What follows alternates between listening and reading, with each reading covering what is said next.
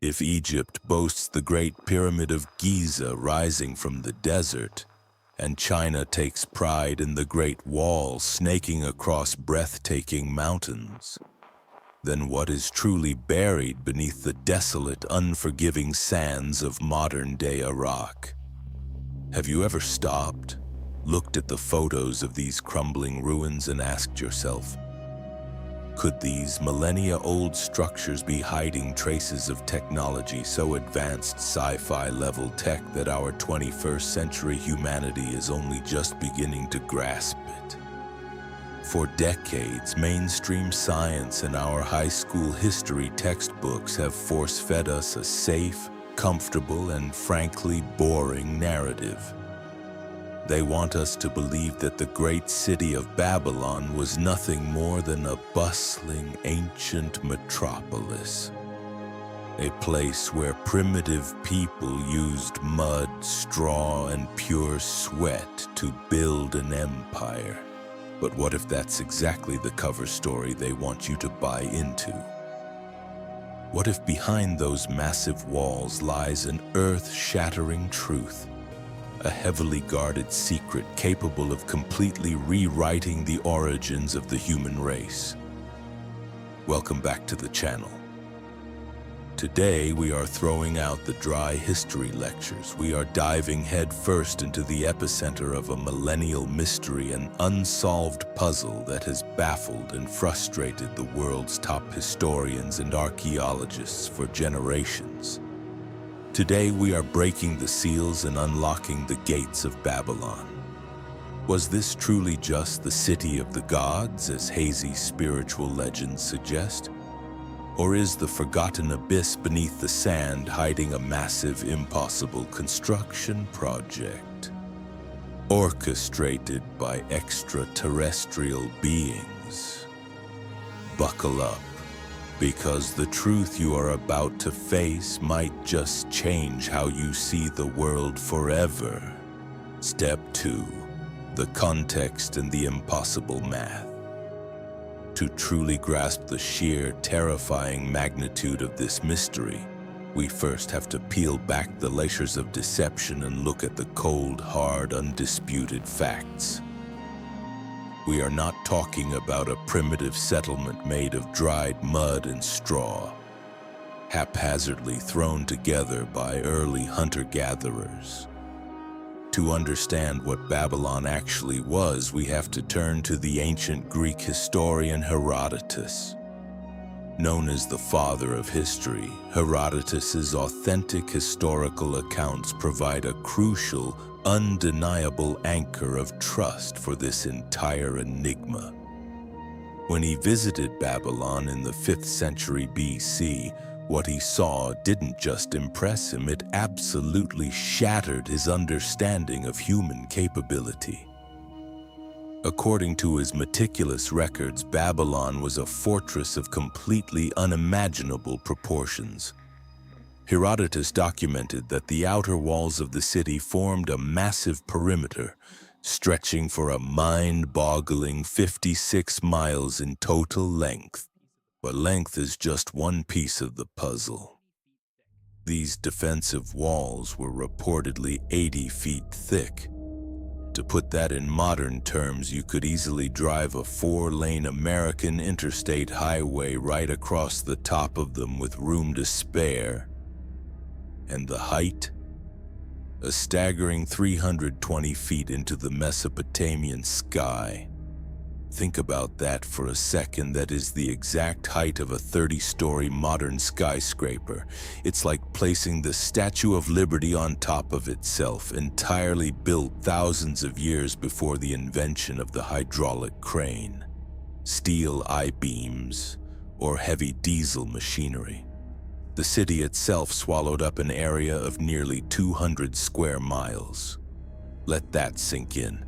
That is larger than the modern city limits of Denver, Colorado, or Atlanta, Georgia.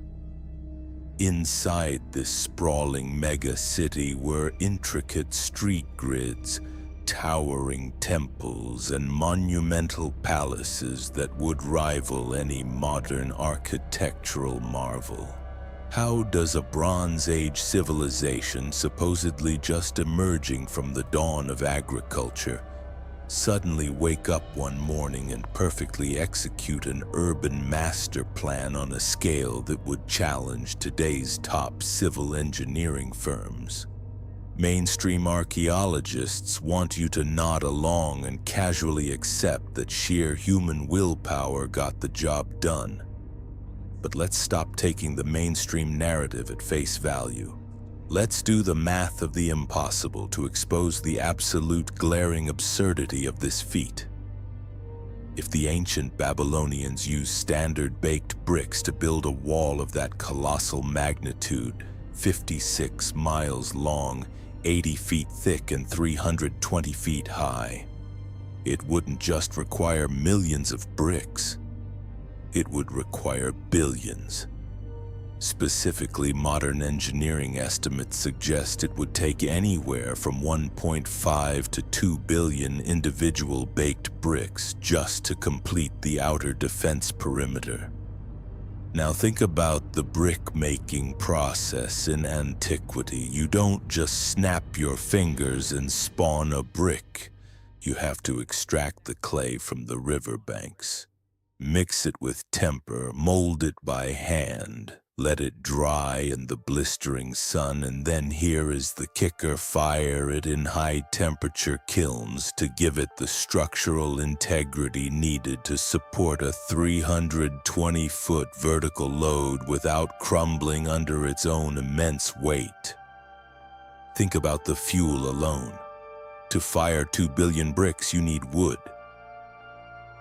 Forests upon forests would have to be chopped down, transported across vast distances, and burned continuously. In a region that is predominantly an arid, sandy desert, where did this endless supply of timber come from? Mainstream historians conveniently gloss over this monumental supply chain issue. The sheer volume of thermal energy required to bake that much clay is historically baffling. Let's play along with the history books and assume King Nebuchadnezzar II, the legendary ruler credited with Babylon's grandest phase, mobilized tens of thousands of workers to labor continuously for his entire 43-year reign. If we break the numbers down, it would be the equivalent of extracting, molding, firing, transporting, and perfectly laying thousands of tons of material every single day, 365 days a year for over 4 decades. No weekends off, no holidays, no delays due to sandstorms or famine. Every single minute of every single day, workers would have to be flawlessly placing hundreds of bricks into perfectly plumb vertical alignments. And remember the environment.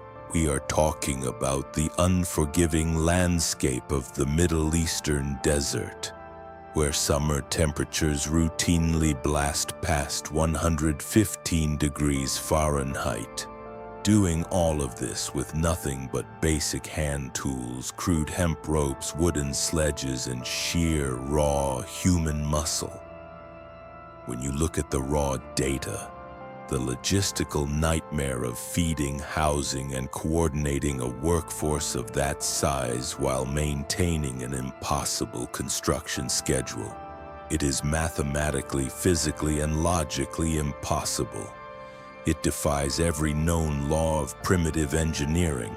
So if human hands equipped with bronze chisels couldn't possibly achieve this monumental task, whose hands did? The glaring plot holes and the ultimate mystery. But the sheer insanity of Babylon doesn't stop at the brick count, my friends.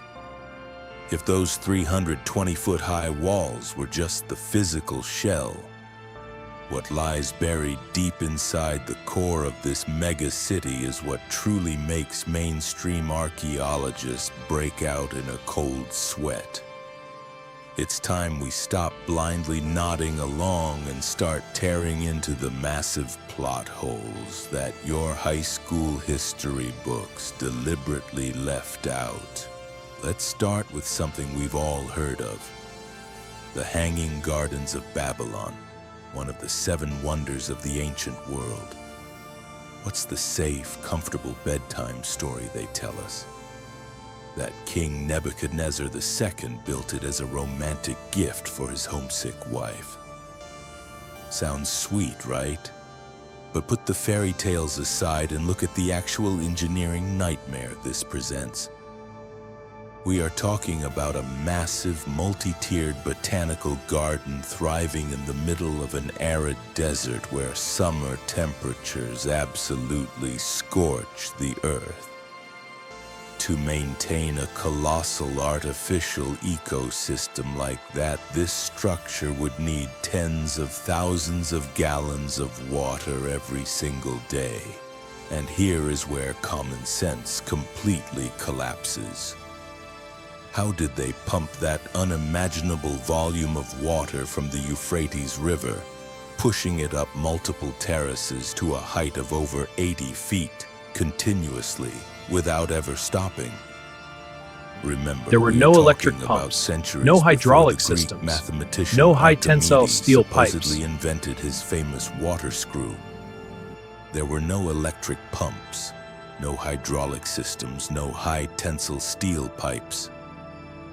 How did Bronze Age laborers, equipped with nothing but rudimentary tools, design an aqueduct system that flawlessly defied gravity against that kind of crushing water pressure? Even today, recreating an automated pumping system of that scale using only ancient materials is considered a near impossible task for modern engineers.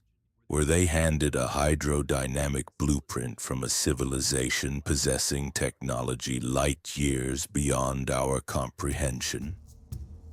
But if you think that sci-fi irrigation system is impossible, strap in, because we are heading to the Ishtar Gate.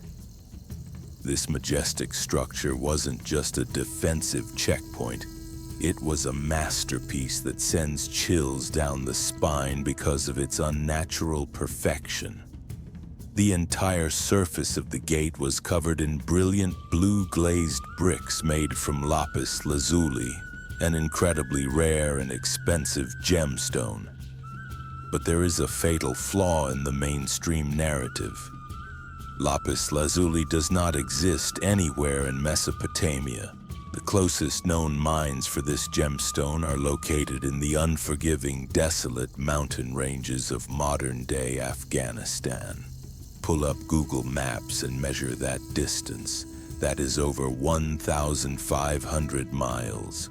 1,500 miles across deadly deserts, impassable canyons, and treacherous terrain during an era when the wheel was barely in its infancy.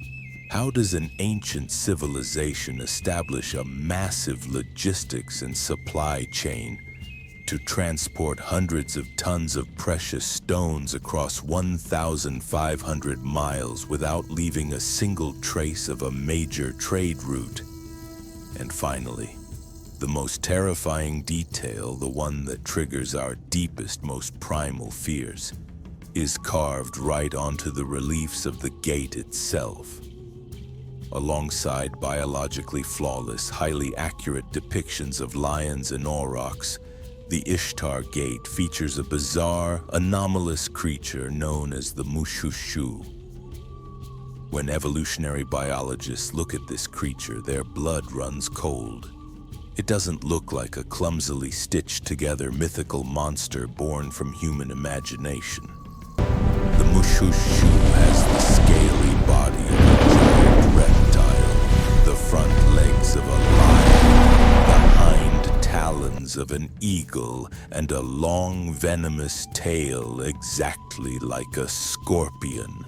Why would a civilization that meticulously documented real-world biology with flawless anatomical precision suddenly depict a genetic hybrid? They didn't carve it as an abstract symbol. They depicted it as if it were a real breathing entity hunting on the streets of Babylon. This forces us to confront a chilling question. What if the Mushushu wasn't a product of imagination? What if it was a flesh and blood creature, a genetically mutated killing machine engineered in a biological laboratory by entities not of this earth? Mainstream science might brush it off as mythological art, but the clues waiting beneath the ash of Babylon will tear that mask right off.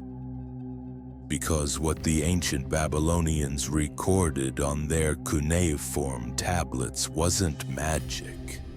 They were talking about machines, weapons, and visitors from the sky. The earth-shattering hypotheses. If human hands equipped with nothing more than brittle bronze chisels couldn't possibly achieve these mind-bending feats of engineering, then whose hands did?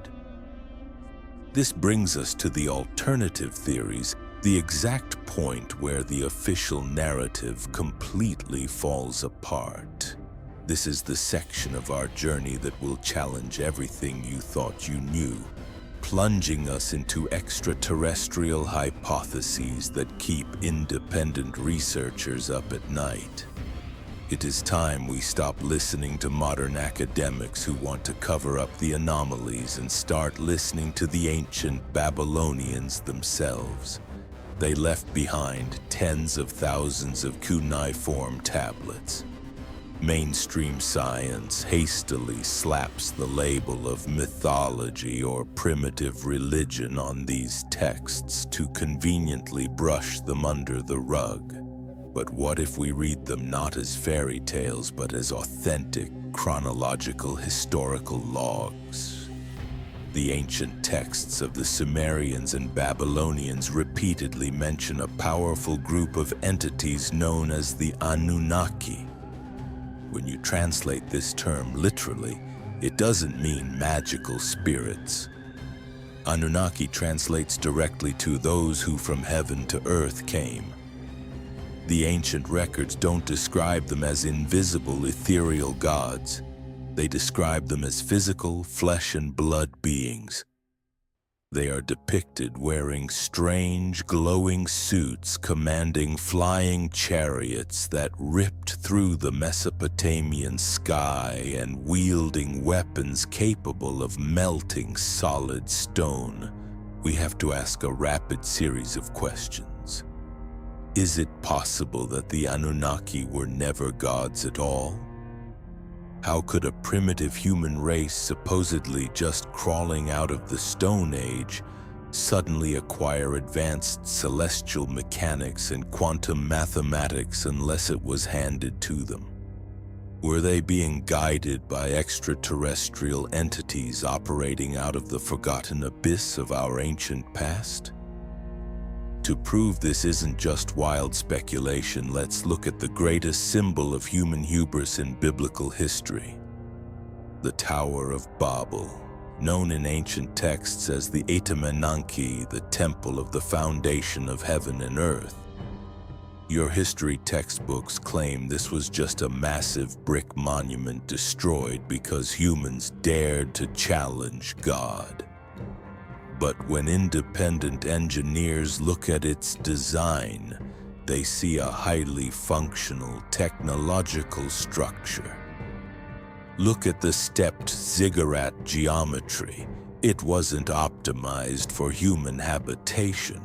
It was built with absolute geometric precision, pointing directly into the cosmos. It bears a terrifying, undeniable resemblance to Nikola Tesla's Wardenclyffe Tower, his famous early 20th century attempt at creating a massive wireless power plant.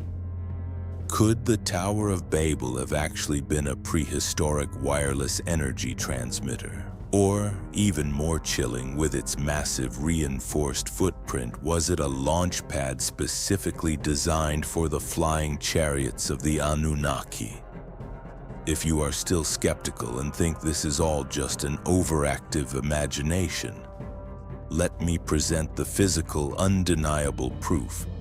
The smoking gun that mainstream archaeologists absolutely refuse to talk about on camera.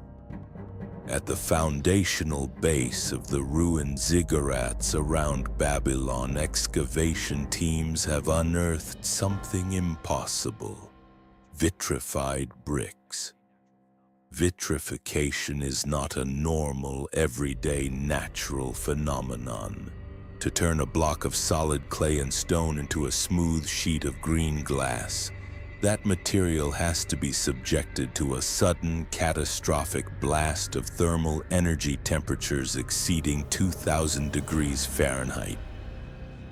Let's contextualize this world-shocking detail.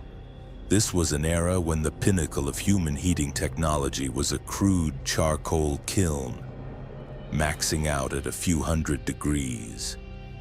You cannot generate a 2,000 degree Fahrenheit blast by throwing extra firewood into a pit. So where did that apocalyptic heat come from? Some desperate academics try to claim it was a lightning strike, but lightning leaves localized, erratic scorch marks. It does not uniformly vitrify massive, continuous sections of a foundational wall.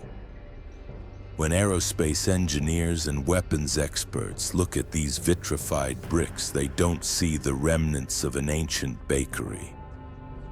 What they see are the undeniable exhaust scars of a massive propulsion engine taking off or landing. Thousands of years ago, right in the heart of Babylon, was a propulsion technology far surpassing NASA's current space-age capabilities ignited, leaving its permanent scorched signature in the bedrock? Is this all just a coincidence?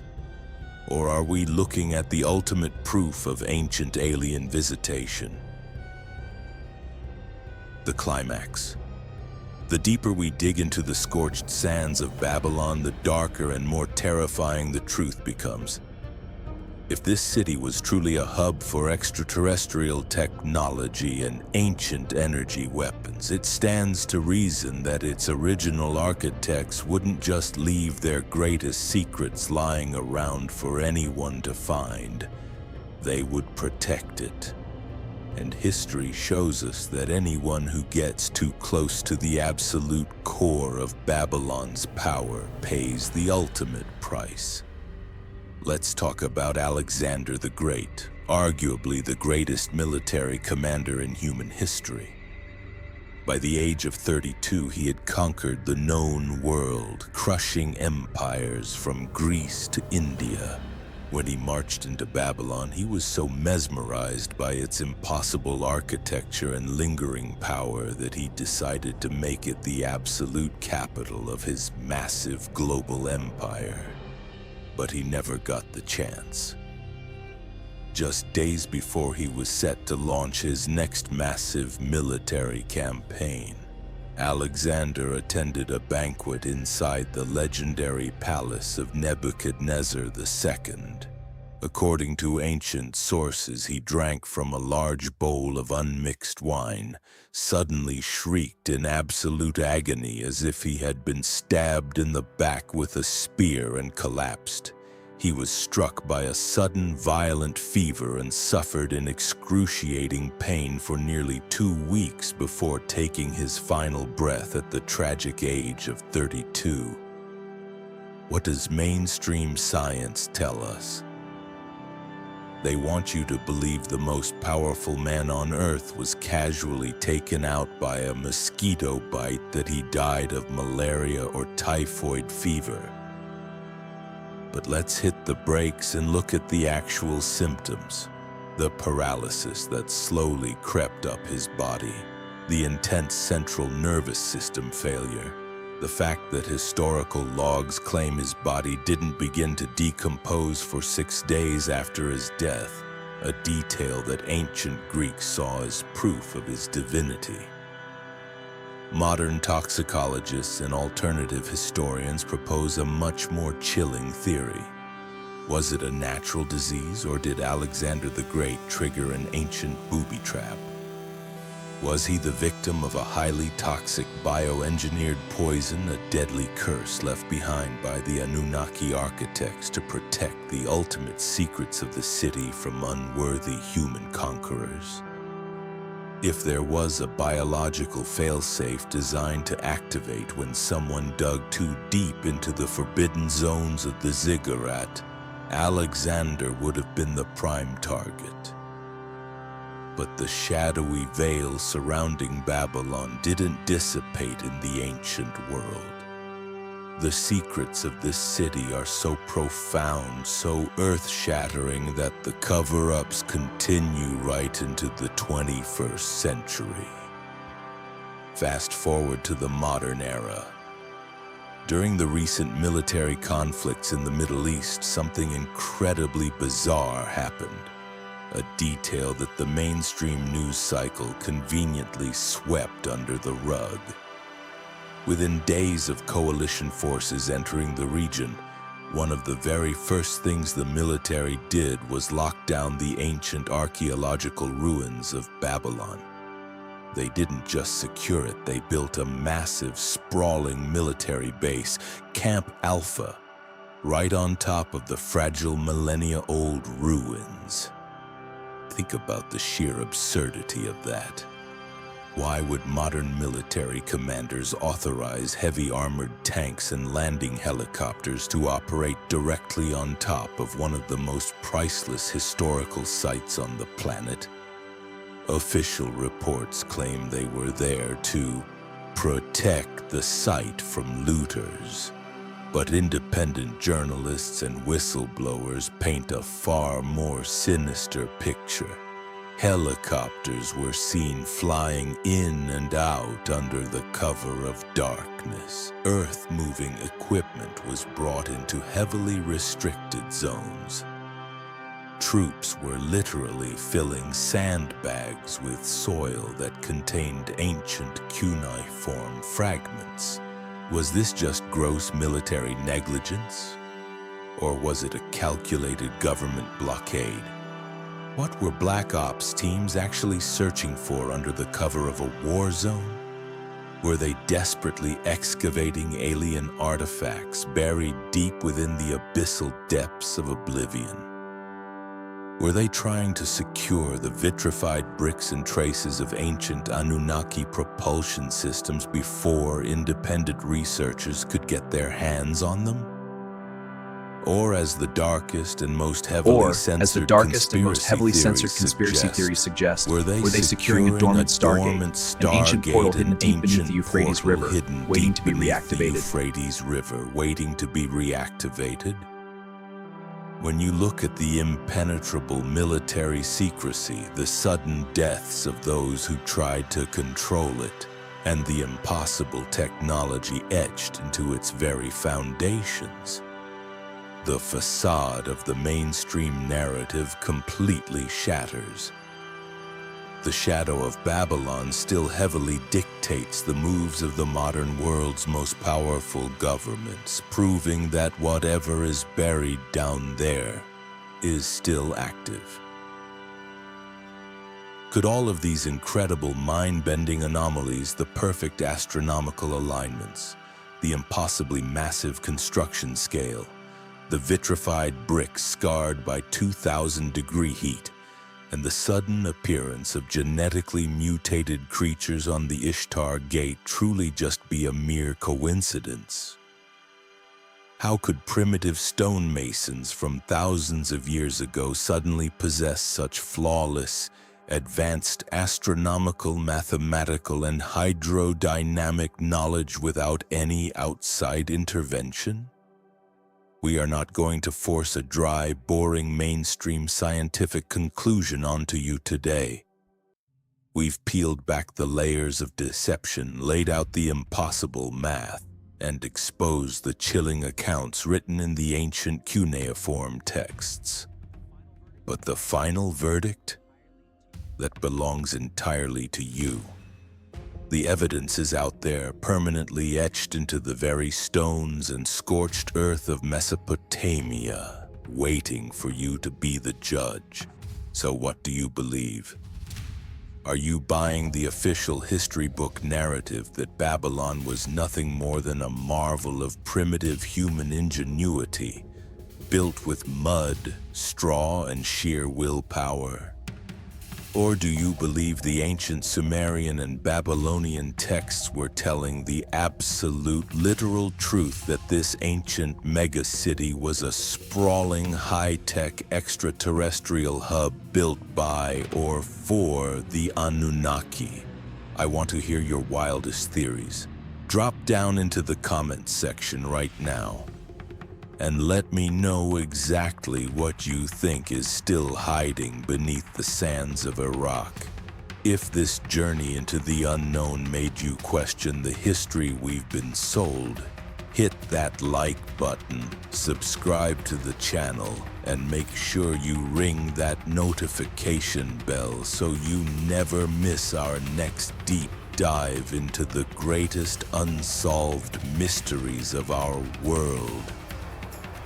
Until next time, keep your eyes open, keep questioning everything, and stay curious.